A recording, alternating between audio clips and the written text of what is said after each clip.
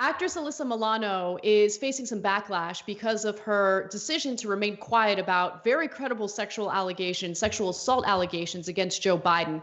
They were made by a former Senate staffer of Biden's back in 1993. And Tara Reid accuses Biden of some very serious and detailed sexual assault. Now, Alyssa Milano was a pretty prominent figure in the Me Too movement, which is why so many people are wondering why she refuses to even acknowledge the sexual assault allegations against Biden. Now, I want to remind everyone of what those allegations were. Take a listen. I was wearing like a skirt and, a business skirt, but I wasn't wearing stockings. It was kind of a hot day that day, and I was wearing heels. And I remember my legs had been hurting from the marble, of the Capitol, like walking. And so I remember that kind of stuff. I remember like that, and it was kind of an unusually warm day. And I remember I was wearing a blouse, and he just had me up against the wall, and the wall was cold. And I remember it happened all at once. The gym bag, I don't know where it went. I handed it to him, it was gone. And then his hands were on me and underneath my clothes. And and then he went down my skirt, but then up inside it. And he penetrated me with his fingers, whatever. And he was kissing me at the same time, and he was saying something to me. He said several things, and I can't remember everything he said. I remember a couple of things. I remember him saying first, before, like as he was doing it, do you want to go somewhere else? And then him saying to me, when I pulled away, he got finished doing what he was doing, and I kind of was pulled back, and he said, come on, man, I heard you liked me. So Alyssa Milano in the past on Twitter has written the following: you can't pretend to be the party of the American people and then not support a woman who comes forward with her Me Too story. But it appears that she doesn't take Tara Reid's story seriously. She refuses to acknowledge it. And in fact, she's done quite a bit of campaigning for Joe Biden, going so far as co-hosting a pretty lavish fundraising event for him back in November. I think this is less about Alyssa Milano. So I get it. She's a prominent Me Too person. I don't know what's going on with her. She was very progressive. She's been on our shows. And now this turn, okay? But to me, that's a small part of the story. Every time I think about this story, I just can't believe what's happening. And I keep wondering, and Anna and I had this conversation this morning, am I missing something? That's an explosive charge. And what I keep going back to is, if it's true, it's terrible. And look at all the things that happened with Kavanaugh. Are all those people who said Kavanaugh's a monster and shouldn't be on the Supreme Court now going to turn around and say, oh, this is no big deal? You can't possibly think that, right? And second of all, do you think the Republicans aren't going to bring it up in the general election? And do you think the mainstream media isn't going to talk about it 24/7 once they do? Okay, that's one side of it. But the other side of it is, my God, if it isn't true, then it's terrible that it's out here for Joe Biden and no one's bothering to disprove it. And then I feel terrible for Biden if it isn't true. Okay, so New York Times, my God, where the hell are you? All of the mainstream media. You think it's not interesting? You can't possibly think that. You think things that were said decades and decades and decades ago are interesting. You think the things that happened in high school are interesting. You think all these things are interesting. This is likely the Democratic nominee, and you don't think it's interesting enough to find out if it's true or not true, to try to find evidence of whether it's true or not true? This is going to float above Biden's head for the rest of the time, and if it isn't true, that's terrible. But if it's true... We keep making the same mistake. Cenk. You're making the mistake of, and I still do it time to time, of thinking that they want to do journalism, that they are unbiased and want to treat these types of super detailed sexual assault allegations equally, regardless of who they're against, right? They don't. Cenk, the New York Times and other establishment media outlets, and look, every time I say establishment, it's just used so often, it's almost cliche at this point, but it's true. Their actions speak louder than words, right? What they choose to cover and what they refuse to cover says a lot about where their biases lie. There have been giant articles published on other men for much less, okay? And what I've realized throughout this last year, especially, okay, the last 12 months, is that I, as a woman, am not actually cared about by these media outlets, okay? I am a prop, okay? So if I were to make sexual assault allegations against some establishment darling, they would crush me. If I made sexual assault allegations against a true progressive, oh, it would be all over the news, all over the news. I mean, Aziz Ansari was written about by every news outlet imaginable, and it was the most ridiculous, in my opinion, so-called sexual assault allegation ever. But it was covered by everyone, by everyone. And when it comes to this story, she was a staffer for him. It's not like she's some random person who's never had contact with him. And they say that she changed her story. You know what she changed in her story? When she first came out, she talked about how he would sexually harass her. And she talked about how she went through the proper channels in order to report that. But she didn't share all the details about how he had allegedly sexually assaulted her. Now that she's coming out with the specific details about how he allegedly sexually assaulted her, they're like, oh, she changed her story. No, actually, she elaborated on her alleged experience with Joe Biden.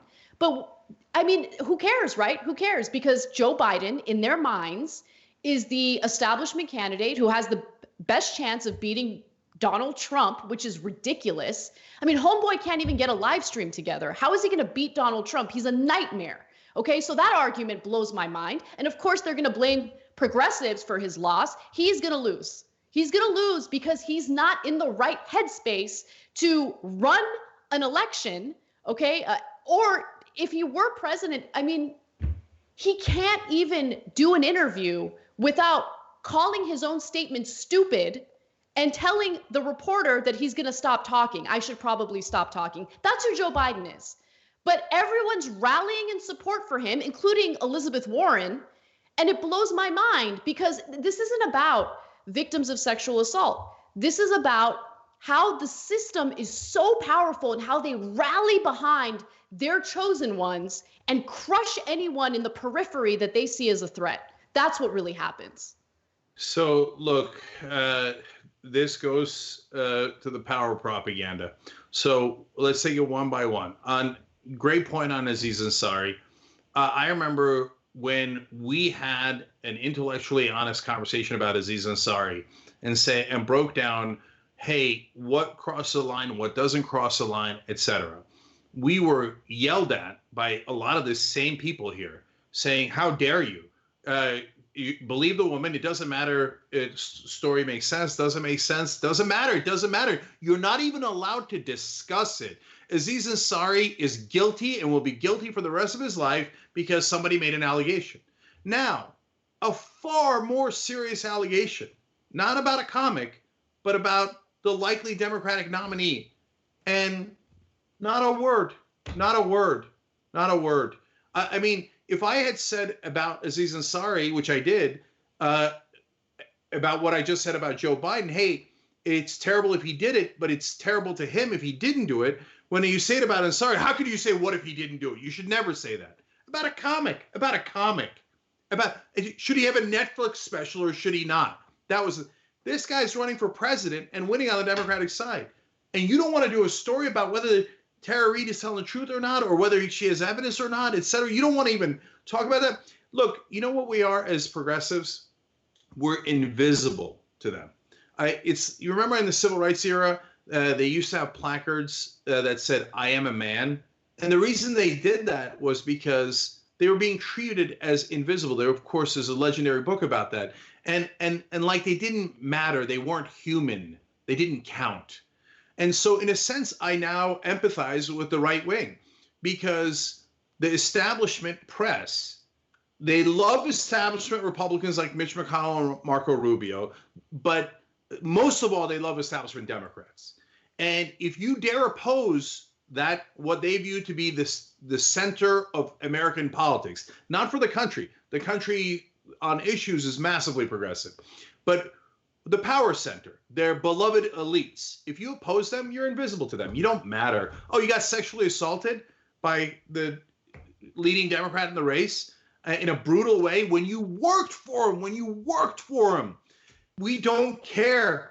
You're invisible to us. I think it's even worse than that. If anybody talks about it, we're going to delegitimize them and say, how dare you talk about sexual assault? How dare you try to defend a woman? You guys are kooky. You guys are illegitimate. That's the kind of people that these gross people are. And you know what? It affects everyone. I got people I know in my life who, because New York Times and CNN won't cover it, think, oh, well, you guys must be kooky to care about sexual assault. Kooky. If you have evidence that it isn't true, by God, say it. Okay? Because I don't want to smear anyone if it isn't true. We've proven that 1,000 times on this show. But if you don't have evidence, why are you not taking her seriously? And last thing. How is this different? Go ahead, Cenk. Look, apparently all they care about is politics and power, right? They don't care about reality. And not just the New York Times and not just all the media, not just the Democratic Party, but we're talking about Alyssa Milano. Fine. You want to critique Alyssa Milano? Totally fine. And given her past statements and what she's done, she's being hypocritical here. No question. But more importantly, Time's Up, a group who raised a ton of money to help women who were victims of sexual assault. And anytime anyone outside of the powerful, and I don't like Harvey Weinstein's power was powerful, but he's not in the power center of Washington. He's a peripheral guy who's a Hollywood guy, et cetera, right? And they pick off these people, et cetera. But politically powerful people, no. No, our job is to help sexual assault victims only if they were assaulted by people who are not politically powerful. Are you kidding me? Or people that hypocrisy knows no bounds. Or people that they just don't like. I mean, how are these allegations, in terms of evidence provided, different from the allegations that Dr. Ford had against Brett Kavanaugh? How are they different evidence-wise? They're not. I believe Dr. Ford, and I believe Reed, right?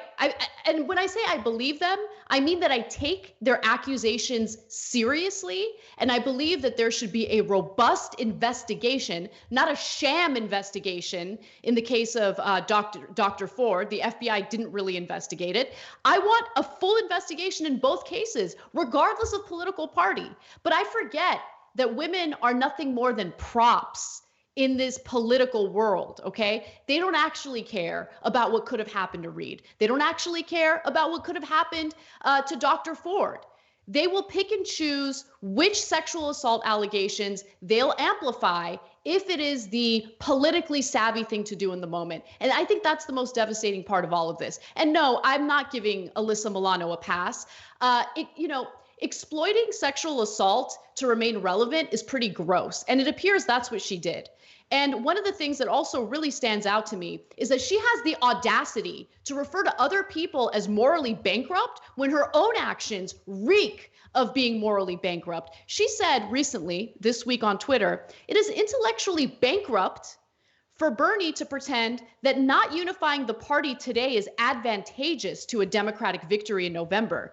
He's still taking donations from people during crisis on a campaign that has no path forward. It's intellectually and morally bankrupt.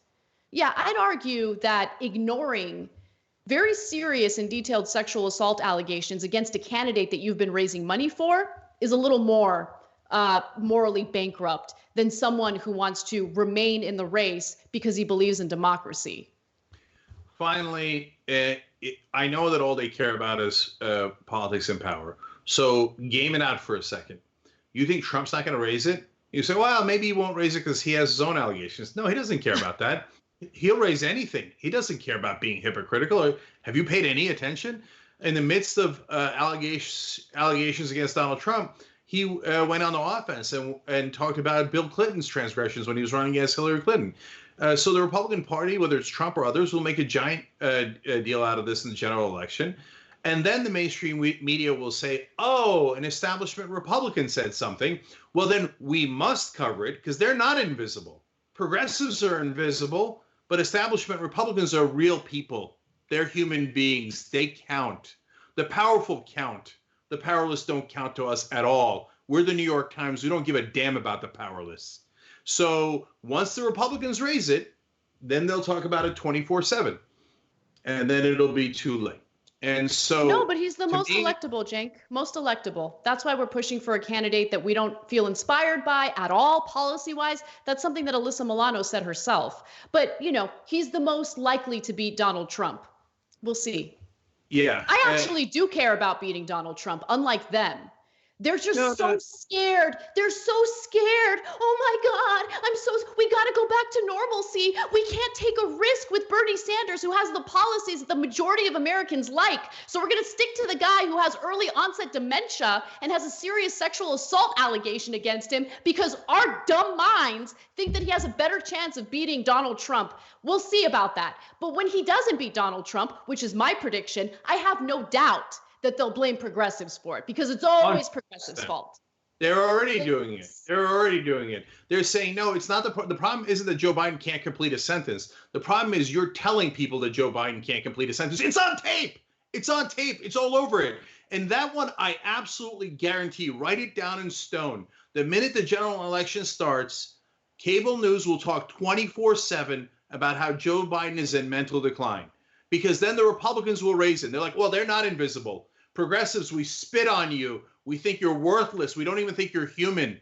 But if a Republican raises it, well, that is a beloved part of the establishment. We have to talk about it. And they'll talk about it 24/7 until there is no Biden campaign. And maybe literally the Democrats will somehow panic and I don't know how, but maybe try to replace him because he cannot finish a sentence. But to me, that's all politics. And I gave you the politics because that's the thing they care about. But in this story, I know it's incredibly naive, but it shouldn't be about politics. So, because when you don't, look, I talked about kooky and not credible, et cetera. Nobody charged us with that because they're ignoring the story completely. But when Ryan Grimm broke a portion of the story, which is that Time's Up did not help Tara Reade, all of a sudden, the establishment turned on Ryan Grimm and they say, oh, well, The Intercept is not really credible, et cetera. Ryan Grimm is the guy who broke the Dr. Ford story about Brett Kavanaugh. And when he did that, they're like, beloved Ryan Grimm, what a great reporter. We got him. Kavanaugh is a bad guy. Ryan Grimm's the best. Ryan Grimm breaks a part of this story. They're like, Ryan Grimm, not credible. So no, this is a sexual assault story, whereas Kavanaugh was right, a sexual assault story. Same exact thing. And so finally, that's the thing that actually drives me the most crazy. Because when you show that hypocrisy in this story, then the right wing's going to turn around and go, apparently you guys never cared about Dr. Ford. You never cared about Kavanaugh. You never cared about all the sexual assault and sexual harassment charges against Trump. You guys were just doing this for politics. You never cared about women in the first place. And for the establishment Democrats, that's going to be a really, really fair point. Thanks for watching The Young Turks. We really appreciate it. Another way to show support is through YouTube memberships. You'll get to interact with us more. There's live chat emojis, badges. You've got emojis of me, Anna, John, JR. So those are super fun. But you also get playback of our exclusive member-only shows and specials right after they air. So all of that, all you gotta do is click that join button right underneath the video. Thank you.